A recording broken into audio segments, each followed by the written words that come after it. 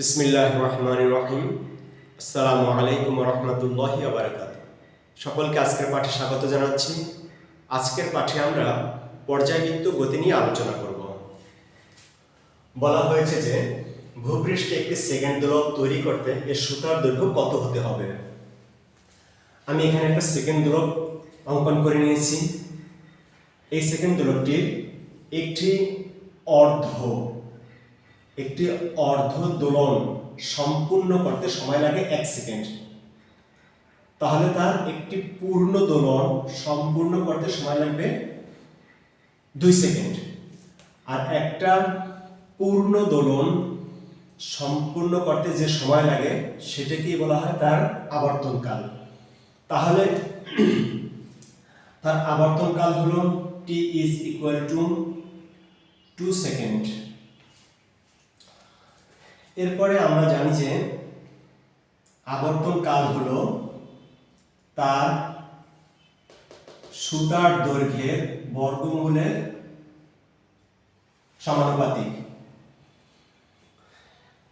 আবর্তন কাল হলো তার সুতার দৈর্ঘ্যের বর্গমূলের সমানুপাতিক এবং তার আবর্তন কাল হলো তার যে ভূপৃষ্ঠে অবস্থিত সেই ভূপৃষ্ঠের যে অভিকর্ষ ত্বরণ আছে তার বর্গমূলের ব্যস্তানুপাতিক। এই দুইটা সূত্রকে যদি আমি একসাথে লিখতে চাই তাহলে আমি লিখতে পারি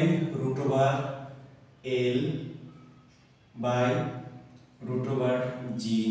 আর সমানুপাতিক ধ্রুবক হচ্ছে এই সম্পূর্ণ বৃত্তটার রেডিয়ান কোণ অর্থাৎ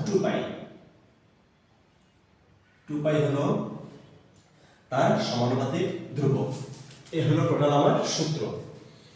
তাহলে আমি এই সূত্রের উপর যদি মান প্রয়োগ করি তাহলে লিখতে পারি t is equal to 2π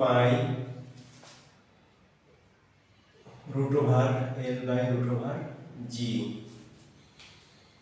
আমি যদি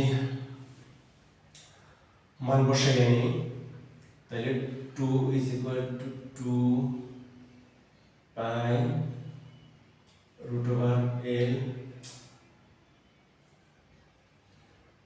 √L/√G।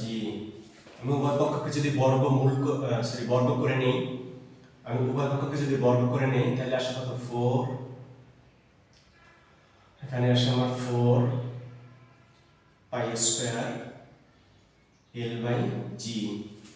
যেহেতু আমি উভয় পক্ষকে বর্গ করে নিয়েছি আমার দরকার এখন L এর মান।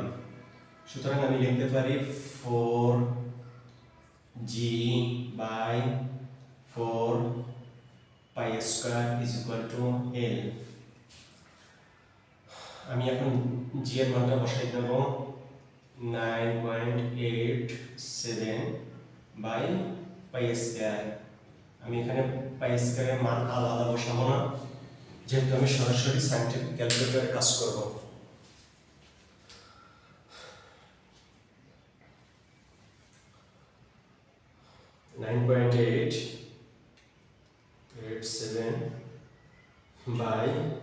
shift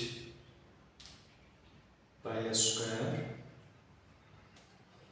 যে 1.00004। সুতরাং আমার দৈর্ঘ্য হলো L is equal to 1 metre. এটা হলো আমার দৈর্ঘ্য হবে 1 মিটার। এতক্ষণ সাথে থাকার জন্য সবাইকে ধন্যবাদ। সবাইকে আগামী পাঠে আমন্ত্রণ জানিয়ে আজকের পাঠ এখানেই শেষ করছি। আসসালামু আলাইকুম ওয়া রাহমাতুল্লাহি ওয়া বারাকাতুহু।